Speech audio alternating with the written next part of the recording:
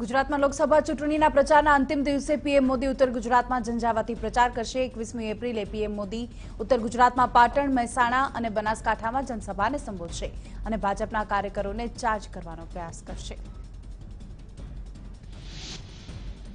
તો વનપ્રધાન ગણપત વસાવાએ પ્રચાર દરમિયાન રાહુલ ગાંધી પર વિવાદિત ટિપ્પણી કરતા વિવાદોમાં ઘેરાયા છે। ગણપત વસાવાએ કહ્યું કે રાહુલ ગાંધી ખુરશી પરથી ઊભા થાય તો ગલુડિયો ઊભો થયો હોય તેવું લાગે, જેને પાકિસ્તાન એક રોટલી આપે તો ચાલે અને ચીન એક રોટલી આપે તો પણ ચાલે।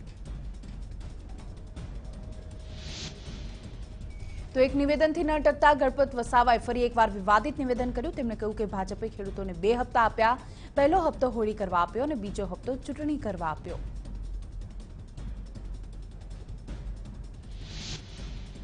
તો રાજકોટમાં પ્રચાર દરમિયાન કોંગ્રેસના અહેમદ પટેલે ભાજપ પર નિશાન તાક્યું અને કહ્યું કે ભાજપ ભલે 300 અને 400 બેઠકનો દાવો કરે છે, પરંતુ 23મી મેના પરિણામ જાહેર થશે ત્યારે ભાજપને એકલે હાથે માંડ 150 થી 160 બેઠક જ મળશે, તો એનડીએ પણ 200 બેઠક જ મેળવી શકશે।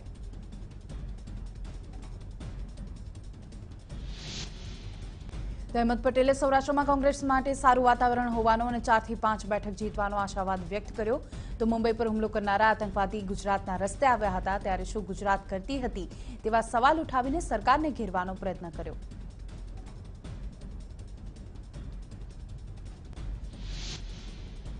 તો ગાંધીનગરના દહેગામમાં હાર્દિક પટેલની સભા યોજાઈ કે જેમાં હાર્દિકે ભાજપ પર સભાને અસફળ બનાવવાનો આક્ષેપ કર્યો। હાર્દિકે કહ્યું કે ભાજપે ગામડાઓમાં ધમકી આપીને સભાને અસફળ બનાવવાનો પ્રયત્ન કર્યો। સાથે જ અલ્પેશ ઠાકોરની ટિપ્પણીનો જવાબ આપતા કહ્યું કે અલ્પેશે પણ પરપ્રાંતીય મુદ્દે વાણીવિલાસ કર્યો હતો।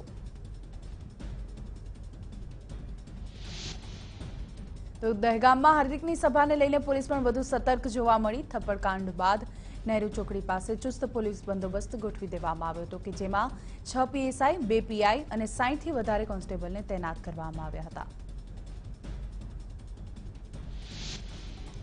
તો નવસારીમાં ભાજપની મહિલા કાર્યકરોએ વિશાળ રેલી કાઢી શક્તિ પ્રદર્શન કર્યું। મહિલા સુરક્ષિત છે, દેશમાં મોદી છેના બેનર સાથે અને ડીજેના તાલ સાથે આ રેલી કાઢવામાં આવી। તો રેલીમાં મોટી સંખ્યામાં મહિલા કાર્યકરોએ જોડાઈને ભાજપનો પ્રચાર કર્યો હતો।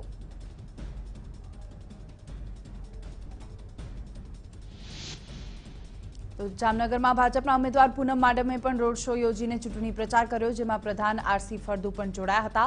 દિવસભર પૂનમ માડમ અલગ અલગ વિસ્તારમાં ફરી મત માંગશે। તો રોડ શોમાં પૂનમ માડમે જીતનો વિશ્વાસ પણ વ્યક્ત કર્યો હતો।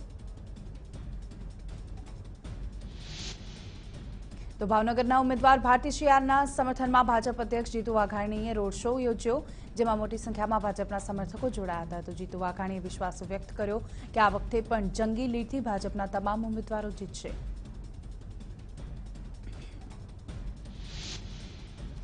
તો બનાસકાંઠાના થરાદમાં કેન્દ્રીય પ્રધાન પુરુષોત્તમ રૂપાલાએ ભાજપના પરબત પટેલ માટે ચૂંટણી રેલીને સંબોધિત કરી। ચૂંટણી રેલીમાં કેન્દ્રીય પ્રધાન હરિ ચૌધરી, શંકર ચૌધરી સહિતના ભાજપના નેતાઓ હાજર રહ્યા હતા। તો મોટી સંખ્યામાં ભાજપના કાર્યકરો અને સ્થાનિકોમાં પણ સભામાં હાજર રહ્યા હતા। તો ભરૂચ બેઠક પર ભારતીય ટ્રાઇબલ પાર્ટીના ઉમેદવાર છોટુ વસાવા પૂરજોશથી પ્રચાર કરી રહ્યા છે। ભરૂચના મુખ્ય માર્ગો પર છોટુ વસાવાએ મોટી સંખ્યામાં કારના કાફલા સાથે રેલી યોજી અને રોડ શો કાઢ્યો। સાથે જ પ્રચાર દરમિયાન લોકોને મળીને મત માટે પણ અપીલ કરી હતી। ભાજપના સાંસદ પરેશ રાવલે પોરબંદરના કુતિયાણામાં સભા સંબોધી હતી, જ્યાં તેમણે 5 વર્ષમાં ભારતનું તંત્ર મજબૂત બન્યાનો અને મુદ્રા યોજના થકી અનેક લોકોને રોજગારી મળ્યા હોવાનો દાવો કર્યો। તો સાથે જ સેનાને છૂટ આપી આતંકવાદીઓને પાઠ ભણાવવા બદલ મોદી સરકારના વખાણ પણ કર્યા।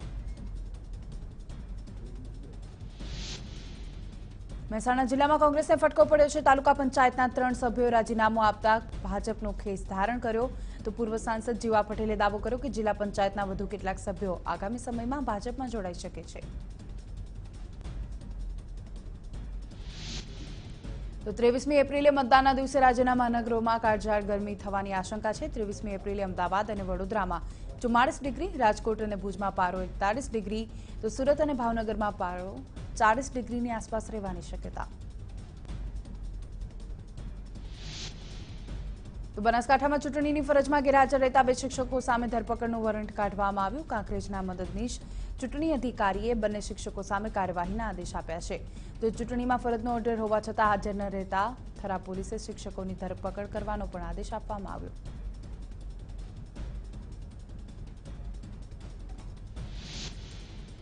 સુરેન્દ્રનગર જિલ્લામાં 22 શિક્ષિકાઓને ચૂંટણી અધિકારીઓએ કારણદર્શક નોટિસ ફટકારી છે. ચૂંટણીલક્ષી કામગીરીની તાલીમ દરમિયાન ગેરહાજર રહેતા ચૂંટણી અધિકારીઓએ થાનગઢ અને ચોટીલા તાલુકાની શિક્ષિકાઓને નોટિસ ફટકારી છે.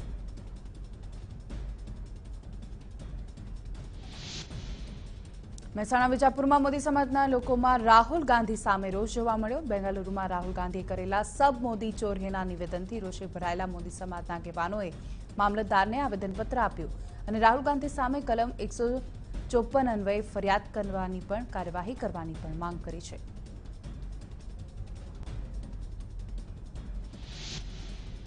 તો સુરતમાં મેભી ચોકીદાર અંતર્ગત ઉત્તર ભારત તરફ જતી તાપ્તી ગંગા ટ્રેનના યાત્રિકોને કમળના ફૂલ આપવામાં આવ્યા અને લોકસભા ચૂંટણીમાં ફરી એકવાર મોદી સરકારને સમર્થન કરવા પણ અપીલ કરવામાં આવી. તો પ્લેટફોર્મ પર ચોકીદારોએ હાજર રહીને મતદારોને કમળનું ફૂલ આપી મત માટે અપીલ કરી. તો કેન્દ્રીય રેલવે પ્રધાન પિયુષ ગોયલ અમદાવાદમાં પૂર્વ આયોજિત કાર્યક્રમમાં હાજરી આપવા પહોંચ્યા. સીએ સાથે મળનારી બેઠક બાદ તેઓ ભાજપના નેતાઓ સાથે ચૂંટણીલક્ષી સમીક્ષા કરશે અને ભાજપ ગુજરાતમાં 26માંથી 26 બેઠક જીતશે તેવો વિશ્વાસ પણ પિયુષ ગોયલે વ્યક્ત કર્યો. તો વડાપ્રધાન મોદી આવતીકાલે પ્રચાર માટે ગુજરાત આવશે ત્યારે રાત્રિ રોકાણ ગાંધીનગર રાજભવન કરવાના છે, જેને લઈને કલેક્ટરની અધ્યક્ષતામાં એક બેઠકનું આયોજન કરવામાં આવ્યું. તો પીએમના પ્રોટોકોલ અનુસંધાને મળેલી બેઠકમાં એસપી, એનડીઆરએફ અને ફાયરના અધિકારીઓ હાજર રહ્યા હતા.